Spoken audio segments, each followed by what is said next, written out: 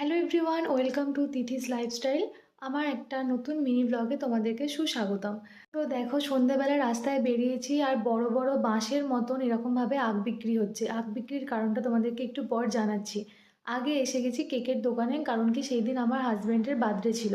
Birthday cake কিনতেই গিয়েছিলাম। তো সামনেই দোকানটা, আমাদের এখানে মিও আমুর বা মন জিনিস এরকম কোনো দোকান নেই ব্র্যান্ডেড, কিন্তু এই দোকানগুলোই রয়েছে। এখানের কেক ভীষণ ভালো হয়।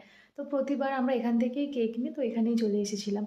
আর কেক নেওয়াও হয়ে গেছে। তোমাদের সাথে তো আগের ব্লগে শেয়ার করেইছি কোন কেকটা নিয়েছি, তাই আজকে আর নতুন করে শেয়ার করলাম না। সকাল থেকেই তো বার্থডে সব কিছু আয়োজন হয়ে গেছে। তো সন্ধেবেলা শুধু কেক কাটিংটাই বাকি ছিল, আর টুকটাক খাওয়া দাওয়া সেটা ছিল। আর দেখো, বার্থডেতে গিফট আমি কিছু দেবো সেটা না করে ওই আমাকে বার্থডেতে গিফট দিচ্ছে।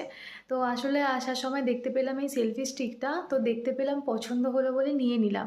আর এটার দাম খুবই কম ছিল, প্রায় 250 টাকা মতন ছিল, তাই নিয়ে নিলাম। তো ভাবলাম কি, আমি তো ওকে কিছু গিফট দেবো ওর বার্থডে, তা না করে ওই আমাকে জন্মদিনে, ওর জন্মদিনে ও আমাকে এটা কিনে দিল। তো যাই হোক, দিচ্ছে যখন সেটার কিছু না বললাম না। তবে এবারে স্পেশালি জন্মদিনে আমার কিছুই গিফট দেওয়া হয়নি, কারণ পকেটের অবস্থা খুবই খারাপ। সেই জন্য কোনো গিফট দেওয়া হয়নি, ওটা পেন্ডিং রয়ে গেছে। তো যাই হোক, দেখো আখ গাছগুলো দেখাচ্ছিলাম তোমাদেরকে, আগের ভিডিওতে শেয়ার করেছিলাম। আসলে এখানে তুলসী গাছের বিয়ে ছিল, ভিডিওতে দেখিয়েছি। সেই তুলসী গাছের বিয়ের কাজেই আখ গাছগুলো দরকার হতো। চলো আজকে